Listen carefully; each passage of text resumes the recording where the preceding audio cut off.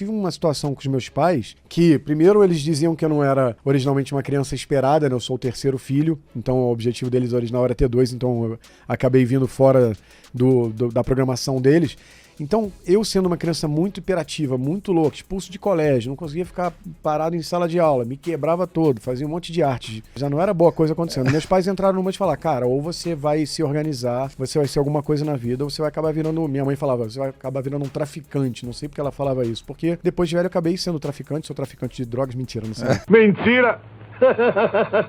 Mas assim, o fato é, eles me assustaram muito num lugar que mais tarde eu percebi no Sexy Canvas, bem depois de velho, o que eles fizeram comigo. Eles me tiraram a sensação de ser amado. Eles falaram, cara, se você não for um filho um pouco mais normal, um cara que estuda, alguém que não se quebra todo, a gente vai não te amar. Você já não era o filho esperado.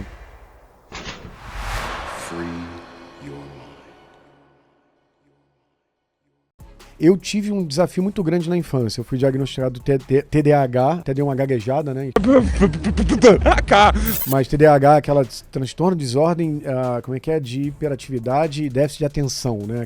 Aquela criança super assim, ativa, né? Super ativa, super da pá virada, que não consegue parar. Eu fui expulso de colégio, inclusive aos 7 anos, porque eu não conseguia ficar dentro da sala de aula parado e eu também era uma criança que me quebrava todo. Eu sou todo quebrado. Se tirar aqui o casaco, vocês vão se apaixonar pelo meu corpo. Ai, que delícia!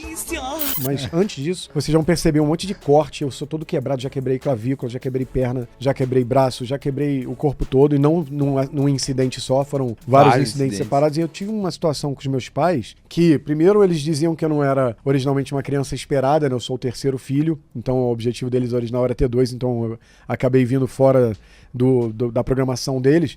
Então, eu sendo uma criança muito hiperativa, muito louca, expulso de colégio, não conseguia ficar parado em sala de aula, me quebrava todo, fazia um monte de arte. Já não era boa coisa acontecendo. Meus pais entraram numa de falar, cara, ou você vai se organizar, você vai ser alguma coisa na vida, ou você vai acabar virando, minha mãe falava, você vai acabar virando um traficante. Não sei porque ela falava isso, porque depois de velho eu acabei sendo traficante, sou traficante de drogas, mentira, não sei. Mentira! Mas assim, o fato é, eles me assustaram muito num lugar que mais tarde eu percebi no Sexy Canvas, bem depois de velho, o que eles fizeram comigo. Eles me tiraram a sensação de ser amado. Eles falaram, cara, se você não for um filho um pouco mais normal, um cara que estuda, alguém que não se quebra todo, a gente vai não te amar. Você já não era o filho esperado, tem que se ajeitar. E então colocaram condição no amor.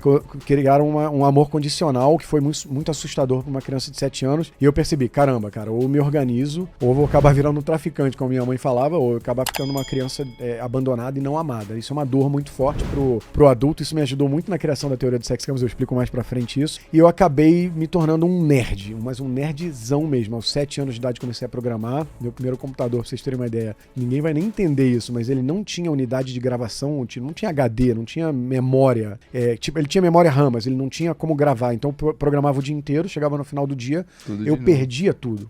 Então eu comecei a programar muito cedo e não só tive um caminho nerd de ser programador, como também comecei a me entender um comerciante. Então eu pegava revistinha em quadrinho antiga da Turma da Mônica e descia lá no térreo, na rua mesmo, espalhava lá uma lona, colocava as revistinhas, comecei a vender.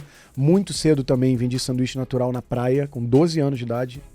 Não era meus pais me obrigando, vai trabalhar, meu filho, não era isso. Assim, a gente era uma família com condição ruim, tipo assim, ruim não de faltar comida nem nada disso, mas era uma classe média baixa. Meu pai chegou a ser motorista de táxi, operário, minha mãe dona de casa, a gente não tinha grana sobrando. Eu também percebi que em termos de grana, não tinha mesada, eu falei que ia ter que correr atrás. Então você pegou essa energia que antes era pra algo ruim e começou a canalizar pra programar, pra empreender, pra começar a fazer as coisas acontecer. Exatamente, foi isso. Aí também muito cedo eu criei uma videolocadora de jogos pra Atari, também a galera não vai saber o que a Atari era, o PlayStation, era o Xbox da época. Eu não tinha dinheiro pro meu próprio Atari, então o que eu falei? Eu via que os meus amigos do colégio, eles todos, as fitas eram muito caras, como são hoje em dia os jogos, né? Tudo 200, 300 reais, é muito caro um jogo. E jogo de Atari era muito 8 bits, era uma coisa mais sem graça, assim, você não ficava jogando tipo God of War, ou sei lá, um que eu gosto muito, The Last of Us, que dura 250 horas de gameplay. Jogo de Atari você jogava um dia, 2 dias, você já enjoava, né? E as pessoas no colégio falavam, pô, tô com 20 fitas de Atari, 30 fitas de Atari, não aguento mais jogar, eu quero novas. E eu pensei, pô, em vez de criar uma videolocadora, como todo mundo fazia na época, de comprar um acervo, gastar um dinheirão no início para emprestar as próprias fitas, eu comecei a pegar as fitas dos próprios alunos do colégio, que eram os meus clientes, pegava todos os jogos para mim. Então eu era o único cara no Rio de Janeiro que tinha 150 jogos de Atari em casa, e eu emprestava os jogos deles para eles mesmos. Eu só fazia uma espécie de Airbnb. Uma intermediação. Intermediação, e aí eu comecei a ganhar dinheiro fazendo eles trocarem jogos, e aí consegui ter dinheiro para comprar meu primeiro Atari. Mas essa percepção, assim, tipo, essa visão já jovem, você consegue dar uma origem para ela? Surgiu por quê? Ou será inato? O que você imagina sobre isso, assim? Eu acho que surgiu por algumas razões. A primeira razão foi o medo da morte. Né, que é uma das bases do Sex Campus também, que o medo da morte, no caso, era o medo de não ser amado, de não ser quisto pela família. Então isso me deu uma energia do tipo, caramba, eu tenho que correr atrás pra ser amado. Era uma coisa pesada pra uma criança. A segunda coisa, assim, eu sou judeu, minha religião é a religião judaica, e na cultura judaica existe um contexto de tudo bem você ter um negócio, tudo bem você correr atrás, tudo bem você ganhar dinheiro. Não tem tanto uma culpa que existe na questão do sucesso. Já é meio que preparado pra você ganhar dinheiro, e não só as pessoas nessas horas brincam muito com o judeu, falam assim, tu és judeu, entra na piscina com, como é que é, uma vitamina C daquela efervescente na mão e sai do outro lado e ela nem entrou água, de tão mão fechada, mas acho que também é resultado de uma história do povo judeu que foi muito perseguido ao longo dos séculos, entendeu? Já foi perseguido na Rússia, foi perseguido no Holocausto, foi perseguido na época do Egito, então foi um povo que sempre foi um povo pequeno, né? Ainda representa menos de 1% da população mundial, e foi um povo muito atacado, né? Foi um povo muito perseguido. Então na cultura judaica existiu muito um contexto de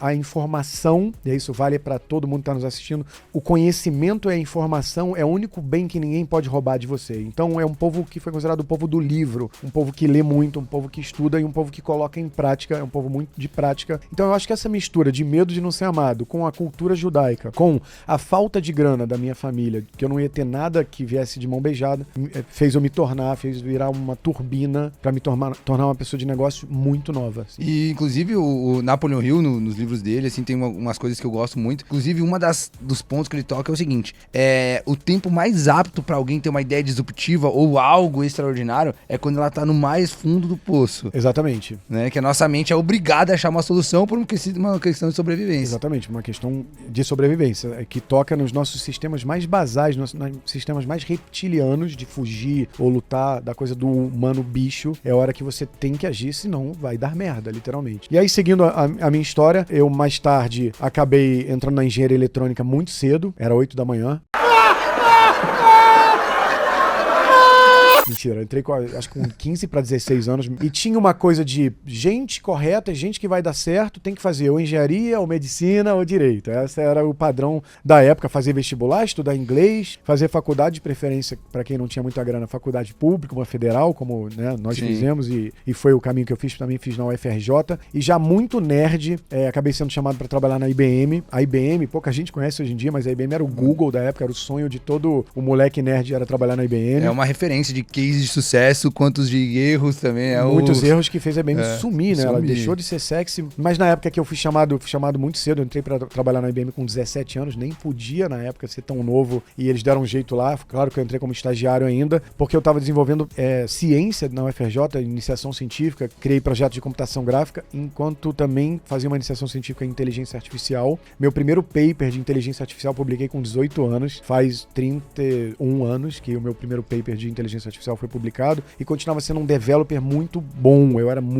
Eu virava muito à noite, inclusive na faculdade, programando, fazia também uma iniciação científica em matemática aplicada, e me apaixonei por ser nerd. Tipo, começou como uma dor, uma dificuldade, mas acabou ficando algo muito interessante. Em paralelo dessa nerdice, também surfava, não deixei de lado o lado da criança interior que se diverte e tudo mais. Mais tarde, na IBM, foi a primeira vez que eu bati www numa tela, foi em 1994. Eu falei, o que é isso de www? Foi a primeira vez que eu tomei contato com a internet comercial, porque a internet já existia nas universidades e até dentro dos centros de pesquisa, como por exemplo da IBM já tinha. Mas quando eu vi que a internet ia se tornar comercial, eu falei, caramba, tem uma oportunidade absurda. Lá em 94 já teve essa sacada. Já tive essa sacada, inclusive me ofereceram uma vaga para trabalhar em San José, no Vale do Silício, na época, antes da internet comercial começar. Eu me arrependi arrependo um pouco de não ter ido, porque eu acho que eu estaria no surgimento do Google, no surgimento das primeiras empresas, mas deu tudo certo, fiquei, pedi demissão da IBM, acabaram me dando um cargo gerencial nessa época, e eu me tornei o gerente mais novo da IBM Mundial. Eu tinha 23 anos e o gerente mais novo tinha tipo 39, 40, era na Polônia. Tudo que eu me meti na vida, eu acabei indo muito bem. Mais tarde... Só deixa eu fazer um ponto. Interrompa-me.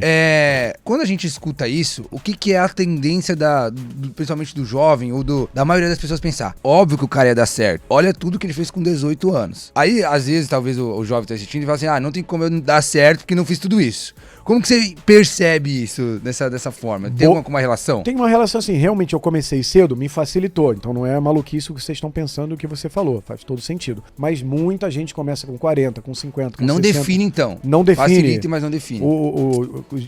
Não sei o que, General Sanders, o cara que criou o KFC, o de galinha frita, ele começou acho que com 60 anos. Se você der um Google e perguntar a idade dos empreendedores que começaram depois da hora, mais tarde, você vai ver que teve um monte de história de sucesso de gente que começou com 40, 50, 60. Então você que tá com 20, 30, 40, inclusive 50, 60, pode começar, porque é sempre tempo. E às vezes você vai até começar melhor, porque você vai estar mais estruturado, com questões de neuroses mais resolvidas, com até alguma grana no bolso, para poder começar sem tanto estar nos trancos e barrancos que eu vivi.